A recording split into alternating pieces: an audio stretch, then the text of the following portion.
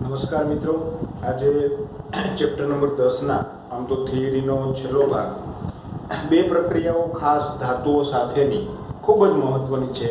એક woods feeding પ્રક્રિયા અને બીજી ફીડિંગ પ્રક્રિયા. આની પહેલા આપણે એક વુડ્સ પ્રક્રિયા ભણી ગયા, જ્યાં બંને આવા આલ્કાઇલ હેલાઇડ, બે આલ્કાઇલ હેલાઇડ 2 મોલ, એની 2 મોલ સોડિયમ સાથે શુષ્ક ઇથરમાં પ્રક્રિયા કરતા બમણા કાર્બન વાળો હાઇડ્રોકાર્બન આપણને મળતો હતો. આ પ્રક્રિયા આપણે વુડ્સ પ્રક્રિયા ભણી ગયા. હવે વુડ્સ અને ફીડિંગ બે ભેગી પ્રક્રિયા છે. ફીડિંગ પ્રક્રિયા છે ને એ એરોમેટિક હેલાઇડ એટલે કે એરાઇલ હેલાઇડ માટે છે. તો એરાઇલ હેલાઇડ અને આલ્કાઇલ હેલાઇડ બંને ભેગી છે. વુડ્સ માટેનો આલ્કાઇલ હેલાઇડ અને ફીડિંગનો એરાઇલ હેલાઇડ બંનેની શુષ્ક ઇથરમાં એને સાથે પ્રક્રિયા કરવામાં આવે ત્યારે હેલોજન છે એ એનું વિસ્થાપન થશે કોના વડે? R વડે. અહીંયા R છે એ જોડાય છે અને સોડિયમ સાથે X જોડાય, શું બને? એને X બનાવે છે. તો આ પ્રક્રિયાને આપણે વુડ્સ ફીડિંગ પ્રક્રિયા કહેવામાં આવે છે. એક એરાઇલ અને આલ્કાઇલ સમૂહ બંને જોડાય છે અને હેલોજન છે એ ત્યાંથી દૂર થાય છે. તો આ પ્રક્રિયાને આપણે વુડ્સ ફીડિંગ પ્રક્રિયા કહીએ. હજી એક પ્રક્રિયા છે ફીડિંગ પ્રક્રિયા. ત્યાં માત્ર એરાઇલ હેલાઇડ, બે એરાઇલ હેલાઇડ છે એની સોડિયમ ધાતુ સાથે શુષ્ક ઇથરમાં પ્રક્રિયા કરવામાં આવે તો અહીંથી હેલોજન દૂર થશે અને આવા બે રિંગ છે એ બંને એકબીજાથી બંધથી જોડાશે અને જેને ડાયફિનાઇલ અથવા તો બાયફિનાઇલ કહેવામાં આવે છે.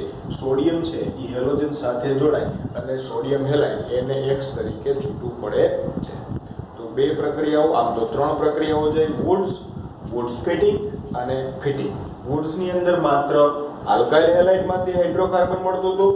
વુડ્સ ફીડિંગમાં એરાઇલ હેલાઇડ અને આલ્કાઇલ હેલાઇડમાંથી એક એરોમેટિક રિંગ સાથે આલ્કાઇલ સમૂહ છે એ જોડાય છે.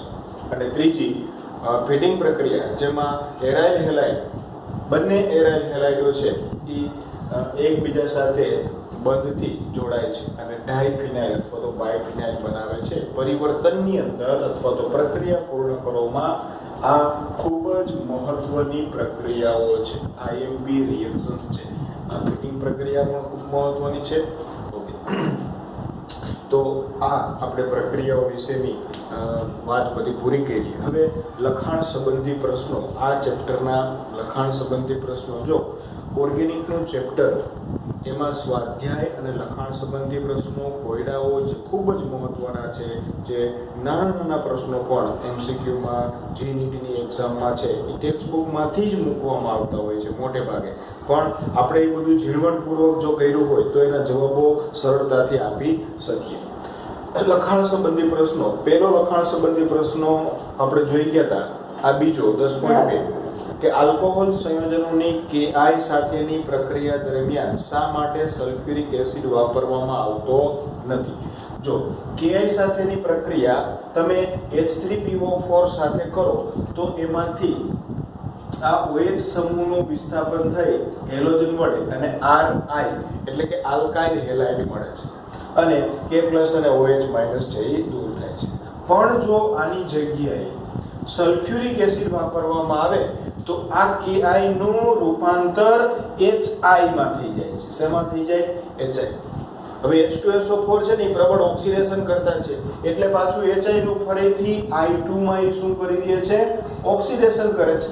એટલે આપણે જે નિપજ જોતી હતી આલ્કાઇલ આયોડાઇડ એ મળી શકે નહીં. એટલા માટે H2SO4 વાપરવામાં આવતો નથી. એની જગ્યાએ H3PO4 છે એ વાપરવામાં આવે કે જેથી આપણને નિપજ આલ્કાઇલ હેલાઇડ છે, આલ્કાઇલ આયોડાઇડ મળી શકે. એના પછીનો કોયડા નંબર લખાણ સંબંધી 10.3 છે. એમાં એવું કીધું છે કે C5H12 એટલે ખરેખર તો એ પેન્ટેન છે. શું આપ્યું છે તમને? C5H12 pentane. આણ્વીય સૂત્રવાળા સમઘટકીય આલ્કેન સંયોજનો પૈકી એટલે કે આના જે સમઘટકો છે એમાંથી સંયોજન પ્રકાશ ક્રિયાશીલ ક્લોરિનેશન પ્રક્રિયા આપે છે તેને ઓળખી બતાવો. એટલે 3 અલગ અલગ પ્રશ્નો કીધા છે કે એવો સમઘટક, આનો એવો સમઘટક ઓળખી બતાવો કે જેની ક્લોરિનેશન પ્રક્રિયાથી માત્ર મેં 10.4 ની વાત કરવા માંડ્યો, એ અહીંયા છે 10.3 એક રહી ગયો, એને પહેલા રહી ગયા આપણે કે પ્રોપેનના જુદા જુદા ડાયહેલોજન વ્યુત્પન્નોના બંધારણો લખો. પ્રોપેન એટલે કે 3 કાર્બન, ડાયહેલોજન એટલે કે 2 હેલોજન. તો પેલા 3 કાર્બન, પેલા અને બીજા કાર્બન ઉપર જો તમે હેલોજન રાખી દો તો બાજુબાજુના 2 કાર્બન ઉપર હેલોજન હોય તો એવા હેલાઇડ ને વિસિનલ હેલાઇડ કહેવાય, ડાયહેલાઇડ. આનું નામ આપવું હોય તો 1,2 ડાયહેલો અને પ્રોપેન. હવે પેલા અને ત્રીજા ઉપર રાખી દઈએ તો એનું નામ થશે 1,3 ડાયહેલો પ્રોપેન. બરાબર છે. હવે કોઈ એક કાર્બન ઉપર બંને હેલોજન રાખીએ તો આપણે ભણી ગયા હતા કે જો એક જ કાર્બન ઉપર જો સમાન 2 હેલોજન હોય તો એને જેમિનલ ડાયહેલાઇડ કહેવામાં આવે છે. તો અહીંયા રાખો કે અહીંયા રાખો, બે સેમ થશે કારણ કે બે પેલો કાર્બન કહી શકાય. એટલે 1,1 ડાયહેલો પ્રોપેન, આનું નામ હતું 1,3 ડાયહેલો પ્રોપેન.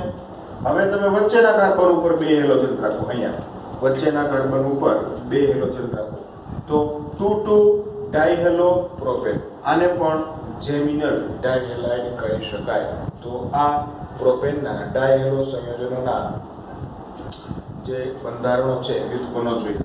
ચોથો પ્રશ્ન હવે કે આજે C5H12 છે, બરાબર, પેન્ટેન C5H12 આનો એવો સમઘટક કે જેનું ક્લોરિનેશન કરતા માત્ર એક જ મોનો ક્લોરો સંયોજન મળે અથવા તો સમઘટક મળે. તો જો તમે નિયોપેન્ટેન લ્યો તો નિયોપેન્ટેન ની અંદર 5 કાર્બન છે પણ આ 4 કાર્બન સાથે સમાન 3 હાઇડ્રોજન છે, એટલે કે 12 હાઇડ્રોજન છે ને એની પરિસ્થિતિ સમાન છે. હવે જ્યારે આનું તમે પ્રકાશની હાજરીમાં ક્લોરિનેશન કરો તો કોઈ પણ એક જગ્યાએથી એક હાઇડ્રોજનનું વિસ્થાપન થઈને ક્લોરીન દાખલ થાય, કોઈ પણ એક જગ્યાએ. હવે તમે કોઈ પણ એક જગ્યાએથી દૂર થઈને એનું નામ આપો ને તો એક જ પ્રકારનો આપણને મોનોક્લોરો સમઘટક મળે.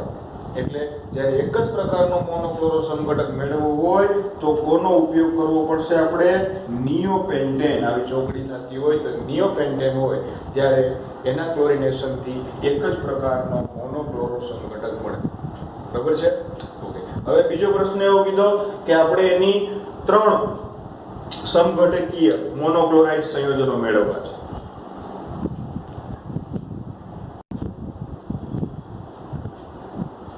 ત્રણ સમઘટકીય મોનોક્લોરાઇડ સંયોજનો મેળવવા માટે આપણે એવો સમઘટક લેવો પડે એનો કે જેમાં 3 જગ્યાએ ક્લોરીન જોડાઈ શકે. જેમ કે આપણે N પેન્ટેન લઈએ તો અહીંયા જોડાઈ શકશે, બરાબર. આપણે આને જો કદાચ આપણે એક નામ આપી દઈએ કે આ A, આ B અને C, આ 3 જગ્યાએ છે એ ક્લોરીન જોડાઈ શકે અને 3 આપણને નિપજ મળે. જો અહીંયા જોડાય તો 1 ક્લોરોપેન્ટેન, અહીંયા જોડાય તો 2 ક્લોરોપેન્ટેન અને અહીંયા જોડાય તો 3 ક્લોરોપેન્ટેન. તો આવી 3 નિપજ છે એ મળી શકે. એના પછીનો ઓપ્શન એવો કીધો કે 4 સમઘટકીય મોનોક્લોરાઇડ સંયોજનો. તો આમાં તો 4 મળશે નહીં, એટલે આપણે એવો સમઘટક લેવો પડે કે જેની અંદર 4 અલગ અલગ હાઇડ્રોજન ઉપર ક્લોરીન છે એ જોડાઈ શકે. માની લો કે આને લઈએ તો આને આપણે A કહી દઈએ, આ B કહી દઈએ, આને C કહી દઈએ અને હજી એક છે એને આપણે D કહી દઈએ, બરોબર. આને A B C અને D ચારેયના અલગ અલગ નામ થશે. જો અહીંયા ક્લોરીન જોડાય તો આ રીતે બને 1 2 અને 3 3 મિથાઇલ 1 ક્લોરો બ્યુટેન કહી શકો. અહીંયા જોડાય તો 2 ક્લોરો 3 મિથાઇલ બ્યુટેન. અહીંયા 1 ક્લોરો 3 મિથાઇલ બ્યુટેન, પહેલા ક્લોરો બોલશું. અહીંયા 3 ક્લોરો 3 મિથાઇલ બ્યુટેન. અહીંયા જે નામ આપશું ત્યારે અહીંથી આપવું પડશે, એટલે કે 1 ક્લોરો 2 મિથાઇલ બ્યુટેન. એટલે કે ચારે અલગ અલગ ક્લોરો વ્યુત્પન્નો મળ્યા તો કયા સમઘટકમાંથી? તો કે 2 મિથાઇલ બ્યુટેનમાંથી. બરોબર છે? ઓકે. એના પછી 10.5 તમને પ્રક્રિયા પૂર્ણ કરો એવું કીધું છે. આપણે જે પ્રક્રિયાઓ ભણી ગયા એનો ઉપયોગ આમાં કરવાનો છે. સાયક્લોહેક્ઝેનોલ એટલે OH છે, એની SOCl2 સાથે પ્રક્રિયા કરવામાં આવે તો આપણે ભણી ગયા હતા કે SOCl2 સાથે પ્રક્રિયા કરો એટલે હેલો આલ્કાઇલ હેલાઇડ મળે. OH સમૂહનું વિસ્થાપન થાય કોના વડે? ક્લોરીન વડે. વિસ્થાપન એસેન સબસ્ટિટ્યુશન ન્યુક્લિયોફિલિક સબસ્ટિટ્યુશન રિએક્શન થાય અને OH નું વિસ્થાપન છે એ Cl વડે થાય એટલે ક્લોરીન દાખલ થાય. SO2 અને HCl છે એ દૂર થશે. તો આને સાયક્લોહેક્સાઇલ ક્લોરાઇડ કહેવાય. આ હતું સાયક્લોહેક્ઝેનોલ. તો પહેલી પ્રક્રિયા SOCl2 સાથે પ્રક્રિયા કરો એટલે એમાં હેલોજન દાખલ થાય. આ યાદ રાખવાનું. પરિવર્તનોમાં પણ આપણે આ વસ્તુ મહત્વની છે. હવે જ્યારે અહીંયા એક બેન્ઝીન છે, પહેલા કાર્બન ઉપર CH2 CH3 અને ચોથા કાર્બન ઉપર NO2 છે, એની તમે Br2 સાથે ગરમી આપો અને પ્રકાશની હાજરીમાં પ્રક્રિયા કરવામાં આવે ત્યારે જો ખાસ જોજો, બ્રોમિનેશન પ્રક્રિયા છે, બ્રોમિન દાખલ થશે પણ ક્યાં દાખલ થશે? પ્રકાશની હાજરીમાં જ્યારે પ્રક્રિયા કરવામાં આવે ત્યારે બેન્ઝાઇલિક કાર્બનના હાઇડ્રોજનનું વિસ્થાપન થાય. એટલે બેન્ઝાઇલિક કોને કહેશું આપણે? તો કે આજે કાર્બન કે એની સાથે જોડાયેલો જે એક કાર્બન, એની સાથે જોડાયેલો કાર્બન અને જે છે એ દ્વિબંધ સાથે જોડાયેલો છે. એટલે કે આ કાર્બન છે ને આપણે બેન્ઝાઇલિક કાર્બન કહીએ અને આના ઉપરથી એક હાઇડ્રોજનનું વિસ્થાપન થશે અને ત્યાં કોણ જોડાશે? બ્રોમિન જોડાશે. એટલે કે બેન્ઝાઇલિક હાઇડ્રોજનના સ્થાને મુક્ત મૂલક વિસ્થાપન પ્રક્રિયા થશે. અહીંયા Br છે એ જોડાશે અને આ હાઇડ્રોજન છે એ Br સાથે છૂટો પડી -HBr છે એ છૂટું પડે છે. એટલે નિપજની અંદર અહીંયા બ્રોમિન જોડાશે. બરાબર? શું કામે? તો કે બેન્ઝાઇલિક હાઇડ્રોજનના સ્થાને મુક્ત મૂલક વિસ્થાપન પ્રક્રિયા થાય છે. બેન્ઝાઇલિક હાઇડ્રોજન એટલે કે બેન્ઝીન સાથે જોડાયેલો કાર્બન, એનો જે હાઇડ્રોજન છે એને આપણે બેન્ઝાઇલિક હાઇડ્રોજન કહીએ છીએ. ઓકે. એના પછીની પ્રક્રિયા જો અહીંયા પણ કંઈક આવું જ છે કે બેન્ઝીન રિંગ આપ્યું છે, CH2OH અને ચોથા સ્થાન ઉપર OH છે. HCl સાથે પ્રક્રિયા કરો, ગરમી આપો એટલે SN વિસ્થાપન પ્રક્રિયા થશે. હવે કોનો વિસ્થાપન થશે? બે વસ્તુઓ છે, એક OH અહીંયા પણ છે અને અહીંયા પણ છે. પણ યાદ રાખવાનું કે જ્યારે પણ બેન્ઝાઇલિક કાર્બન ઉપર જો OH હોય તો એનું વિસ્થાપન છે એ ઝડપથી થાય કે સીધો જ બેન્ઝીન રિંગ સાથે જોડાયેલા OH કરતા. એટલે આ નું વિસ્થાપન ક્લોરીન વડે થશે એટલે અહીંયા આપણને Cl મળશે. તો અહીંયા પણ બેન્ઝાઇલિક OH નું વિસ્થાપન થશે અને બેન્ઝીન ઉપર CH2Cl મળશે. બરોબર છે? બે પ્રક્રિયાઓ. પહેલું બ્રોમિનેશન હતું, ત્યાં બેન્ઝાઇલિક હાઇડ્રોજન દૂર થયો અને Br જોડાણો. અહીંયા બેન્ઝાઇલિક OH દૂર થયો અને ત્યાં CH જોડાણો. એના પછીની પ્રક્રિયા જો બહુ મહત્વની છે. બેન્ઝીન રિંગ નથી, એક જગ્યાએ ડબલ બોન્ડ છે ને એની જગ્યાએ CH3 જોડાયેલું છે. હવે HI સાથે પ્રક્રિયા કરો એટલે યોગશીલ પ્રક્રિયા થશે એ વાત ફાઇનલ છે કે આ દ્વિબંધ તૂટશે, એક અહીંયા અને એક અહીંયા વસ્તુ જોડાશે. પણ હાઇડ્રોજન અને આયોડિન માંથી કોણ આ કાર્બન ઉપર અને કોણ આ કાર્બન ઉપર જોડાશે એ કોણ નક્કી કરશે? તો કે માર્કોની કોપના નિયમ મુજબ ઓછા હાઇડ્રોજન ધરાવતા કાર્બન ઉપર આયોડિન દાખલ થશે અને વધારે હાઇડ્રોજન ધરાવતા કાર્બન ઉપર હાઇડ્રોજન આવશે. તો આપણને ખબર કેમ પડે કે ક્યાં વધારે અને ક્યાં ઓછા? તો અહીંયા 1 2 3 અને 4 સંયોજકતા જોડાયેલી છે. એનો મતલબ કે અહીં એકેય હાઇડ્રોજન નથી. અહીંયા 1 2 અને 3 એટલે એક હાઇડ્રોજન ઓલરેડી અહીંયા છે. તો ઓછો હાઇડ્રોજન અહીંયા થયો, એનો મતલબ કે અહીંયા છે આયોડિન જોડાય અને અહીંયા ઉપરના ભાગમાં શું જોડાશે? હાઇડ્રોજન. ઓલરેડી એક તો હતો જ અને બીજો હાઇડ્રોજન છે ત્યાં જોડાય છે. ક્લિયર છે? યોગશીલ પ્રક્રિયા કયા નિયમ ઉપરથી? તો કે માર્કોની કોપના નિયમ ઉપરથી પ્રક્રિયા થાય છે. એના પછીની રિએક્શન છે કે CH3CH2Br જેની સોડિયમ આયોડાઇડ, ખાસ યાદ રાખવાનું, સોડિયમ આયોડાઇડ આવે અને આલ્કાઇલ હેલાઇડ આવે એટલે સમજવાનું કે ફ્રિન્કલ સ્ટેન પ્રક્રિયા છે. હેલોજન વિનિમય સિમ્પલ છે કે અહીંયા Br નો સ્થાને આ આવશે અને Br છે આયોડિનના સ્થાને જશે એટલે આલ્કાઇલ આયોડાઇડ મળે અને એમાંથી સોડિયમ બ્રોમાઇડ છે એ દૂર થાય. જો આ બધી જ પ્રક્રિયાઓ તમે વ્યવસ્થિત સમજી અને લખીને તૈયાર કરી હોય તો આ સરળ થઈ જાય. એના પછી છઠ્ઠી પ્રક્રિયા છે કે જેમાં તમને એક દ્વિબંધ ધરાવતું ચક્રીય સંયોજન આપ્યું છે. એની Br2 સાથે પ્રકાશની હાજરીમાં પ્રક્રિયા કરો. જો પ્રકાશની હાજરીમાં પ્રક્રિયા કરો ને તો એ મુક્ત મૂલક વિસ્થાપન થાય અને એમનેમ પ્રક્રિયા કરો ને તો યોગશીલ પ્રક્રિયા થાય. આ વચ્ચેનો ડિફરન્સ છે એ યાદ રાખજો. તો મુક્ત મૂલક વિસ્થાપન, તો વિસ્થાપન કેવું થશે તો કે દ્વિબંધની બાજુનો કાર્બન, બરાબર, એ કાર્બન ઉપરથી એક હાઇડ્રોજન દૂર થશે અને ત્યાં છે બ્રોમિન જશે. આ પણ એલાઇલિક હાઇડ્રોજન છે એનું વિસ્થાપન થશે અને ત્યાં બ્રોમિન દાખલ થશે. આને મુક્ત મૂલક વિસ્થાપન પ્રક્રિયા આપણે કહેશું. અને એક H છે એ એક Br સાથે જોડાય અને HBr બનાવશે, બરાબર છે. એટલે અહીંયા ઉપર બ્રોમિન જોડાઈ ગયું. યોગશીલ નહીં થાય એનું કારણ તો કે એમાં સૂર્યપ્રકાશની હાજરી છે, બરાબર છે. ઓકે, તો આ 6 પ્રક્રિયાઓ જોઈ. એના પછી 10.6 એમાં એવું કીધું છે ઉત્કલન બિંદુનો ચડતો ક્રમ. તમને 3, પહેલામાં 4 અને ત્રીજામાં 3 સંયોજનો આપ્યા છે અને એ સંયોજનોનો ઉત્કલન બિંદુનો ચડતો ક્રમ કીધો છે. જો આ આપણો મુદ્દો આમ તો થિયરીમાંથી કાઢી નાખેલો છે, છતાં પણ એના વિશે હું ચર્ચા કરી દઉં કે ઉત્કલન બિંદુ સમાન કાર્બન ધરાવતા હોય ને, જો બધાયમાં કાર્બન 1 1 1 અને 1 છે, તો જેની પાસે વધારે હેલોજન હોય એનું ઉત્કલન બિંદુ વધારે, કારણ કે સ્વાભાવિક છે દળ વધશે તો અહીંયા 3 હેલોજન છે, પછી 2 હેલોજન.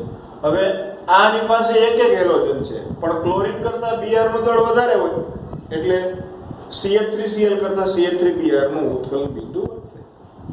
એના પછીની વાત છે 1 2 3 કાર્બન, 1 2 3 કાર્બન, 1 2 3 4 કાર્બન. તો સ્વાભાવિક છે કે 4 કાર્બન વાળો આલ્કાઇલ હેલાઇડ નું ઉત્કલન બિંદુ વધારે હશે. તો અહીંયા બે જગ્યાએ 3 છે અને બે જગ્યાએ સમાન હેલોજન છે. તો શું કરું? તો જે નોર્મલ શૃંખલા હોય ને, લાંબી હોય, જેનું ક્ષેત્રફળ વધારે હોય એનું ઉત્કલન બિંદુ વધારે હોય. અને આવી જે ટૂંકી શૃંખલા હોય, આ આઇસોપ્રોપાઇલ ક્લોરાઇડ છે કે જેનું ઉત્કલન બિંદુ છે એ ઓછું હશે કમ્પેર ટુ આ નોર્મલ શૃંખલા, કારણ કે આનું ક્ષેત્રફળ ઘટી જશે અને એને ઉકાળવું વધારે સહેલું હશે. એના પછી 10.7 SN2 પ્રક્રિયા કેમાં ઝડપી થશે? કોણ આપશે SN2 પ્રક્રિયા ઝડપી? તો આપણે થિયરીમાં ભણ્યા હતા કે પ્રાથમિક હોય એ સૌથી ઝડપથી SN2 પ્રક્રિયા આપે, એનાથી ઓછી પ્રતિક્રિયાત્મકતા દ્વિતીયક, એનાથી ઓછી તૃતીયક. તો આપણે એટલું જ જોવાનું છે કે આપેલું જે સંયોજન છે એ પ્રાથમિક છે, દ્વિતીયક છે કે તૃતીયક છે. CH3CH2CH2CH2Br હેલોજન સાથે જોડાયેલો કાર્બન બીજા એક જ કાર્બન સાથે જોડાયેલો છે, એનો મતલબ કે પ્રાથમિક છે. અહીંયા CH3CH2CH3Br હેલોજન સાથે જોડાયેલો કાર્બન બીજા 2 કાર્બન સાથે જોડાયેલો છે એટલે દ્વિતીયક છે. તો આપણે હમણાં જે કન્ડિશન જોઈ એ મુજબ પ્રાથમિક હોવાથી આ SN2 પ્રક્રિયા સૌથી ઝડપથી આપશે બેમાંથી. અહીંયા CH3CH2CH3Br હેલોજન સાથે જોડાયેલો કાર્બન બીજા 2 કાર્બન સાથે જોડાયેલો છે એટલે દ્વિતીયક છે. અહીંયા હેલોજન સાથે જોડાયેલો કાર્બન બીજા 3 કાર્બન સાથે જોડાયેલો છે એટલે તૃતીયક છે. આપણી કન્ડિશન પ્રમાણે દ્વિતીયક અને તૃતીયક બંને સાથે છે તો એમાં દ્વિતીયકની પ્રતિક્રિયાત્મકતા વધારે થશે SN2 પ્રક્રિયા માટે. ત્રીજાની અંદર હેલોજન સાથે જોડાયેલો કાર્બન બીજા 1 કાર્બન સાથે પ્રાથમિક છે, હેલોજન સાથે જોડાયેલો કાર્બન બીજા 1 કાર્બન સાથે પ્રાથમિક છે એટલે 2 પ્રાથમિક છે. તો હવે SN2 પ્રક્રિયાની અંદર આપણે જોતા હતા કે અવકાશી અવરોધ કેમાં ઓછો જોવા મળે, એમાં SN2 પ્રક્રિયાની પ્રતિક્રિયાત્મકતા વધારે છે. તો આ અવરોધ ઉત્પન્ન કરતું આ CH3 સમૂહ છે ને એનું સ્થાન જોવાનું, ક્યાં વધારે નડતર રૂપ થાય એમ છે. અહીંયા હેલોજન થી નજીકના કાર્બન ઉપર છે, બીજા કાર્બન ઉપર. અહીંયા હેલોજન થી ત્રીજા કાર્બન ઉપર છે, અહીંયા દૂર છે. એટલે અવરોધ ઉત્પન્ન કરવાની જ્યારે વાત કરીએ તો અહીંયા નજીક છે એનો મતલબ કે અવરોધ વધારે ઉત્પન્ન કરશે, તો એની પ્રતિક્રિયાત્મકતા ઓછી થશે, આની પ્રતિક્રિયાત્મકતા વધારે થશે. સમજાણી વાત? અવકાશીય અવરોધની વાત આવશે અને હેલોજન થી નજીકમાં જો અવરોધ ઉત્પન્ન કરતો સમૂહ જોડાયેલો હોય તો એ પ્રતિક્રિયાત્મકતા ઘટાડે છે. અહીંયા દૂર છે. 10.8 ઉપર SN2 ની વાત કરી, અહીંયા SN1 પ્રક્રિયાની પ્રતિક્રિયાત્મકતાની વાત કરવાની છે. તો SN1 માટે શું યાદ રાખવાનું છે? 1 2 3 તૃતીયક, દ્વિતીયક અને પ્રાથમિકની અંદર પ્રતિક્રિયાત્મકતાનો ક્રમ ઘટતો જાય છે. તો આપણે પહેલું આપ્યું છે કે અહીંયા ક્લોરીન સાથે જોડાયેલો કાર્બન બીજા 3 કાર્બન સાથે છે એટલે તૃતીયક છે. ક્લોરીન સાથે જોડાયેલો કાર્બન બીજા 2 કાર્બન સાથે જોડાયેલો છે એટલે દ્વિતીયક છે. તો આ ની પ્રતિક્રિયાત્મકતા SN1 પ્રક્રિયાની પ્રતિક્રિયાત્મકતા વધારે થશે. બીજાની વાત કરીએ તો ક્લોરીન સાથે જોડાયેલો કાર્બન બીજા 2 કાર્બન સાથે જોડાયેલો છે એટલે દ્વિતીયક છે. અહીંયા ક્લોરીન સાથે જોડાયેલો કાર્બન બીજા એક જ કાર્બન સાથે જોડાયેલો છે એટલે એક પ્રાથમિક છે. એનો મતલબ કે દ્વિતીયકની અંદર SN1 પ્રક્રિયાની પ્રતિક્રિયાત્મકતા વધારે થશે. હવે 10.9 પ્રક્રિયાઓ પૂર્ણ કરો. આવા ખાસ પ્રશ્નો પૂછાય છે. ABCD E ગોતવાના છે, ક્યાંક ખાલા મૂકી દીધા. જેમ કે તમે આલ્કાઇલ બ્રોમાઇડની Mg સાથે પ્રક્રિયા કરો શુષ્ક ઇથરની હાજરીમાં, એટલે શું છે તો કે ગ્રિગ્નાર્ડ પ્રક્રિયકની બનાવટ છે. RMgX બને, આ R છે Mg અને Br એટલે RMgX બને. ક્લિયર વાત છે? તો એ મળી ગયો. હવે એની H2O સાથે પ્રક્રિયા કરો તો આપણે ભણી ગયા કે ગ્રિગ્નાર્ડ પ્રક્રિયકની H2O સાથે પ્રક્રિયા કરવાથી હાઇડ્રોકાર્બન મળે અને આ આટલો ભાગ દૂર થઈ જાય. તો અહીંયા આમાંથી H જોડાશે, H2O માંથી H છે એ જોડાશે, H+ અને OH-. H છે અહીંયા આવી જશે એટલે આવો સાયક્લોહેક્સેન મળી જશે. અને Mg સાથે OH જોડાય અને MgOH છે એ દૂર થાય તો આ નિપજ છે એ B મળી ગઈ. બીજો આપ્યું છે RBr એટલે આલ્કાઇલ હેલાઇડની Mg સાથે પ્રક્રિયા કરતા કોની હાજરીમાં શુષ્ક ઇથર. આ પણ કયું છે ગ્રિગ્નાર્ડ પ્રક્રિયક બનાવવાની વાત છે. તો એમાંથી બનશે RMgX જેને આપણે C કહી દીધો. C માંગ્યો તો એ RMgX થઈ ગયું.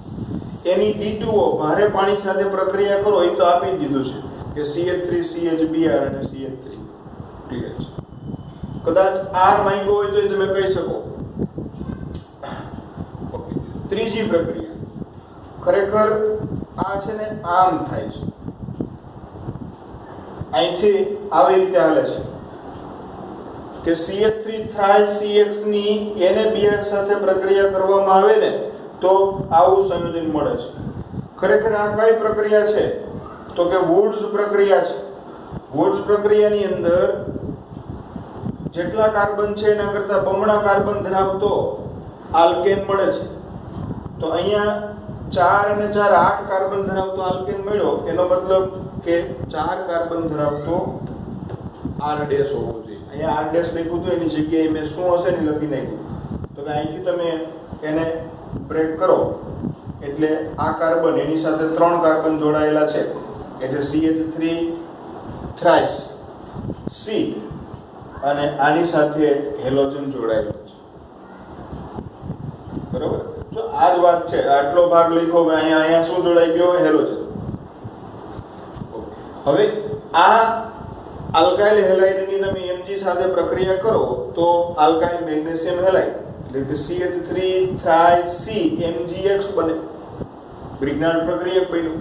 એની પાણી સાથે પ્રક્રિયા કરો એટલે આ કાર્બન સાથે H જોડાઈ જાય અને MgOH છે એ દૂર થાય જે તમારું E છે.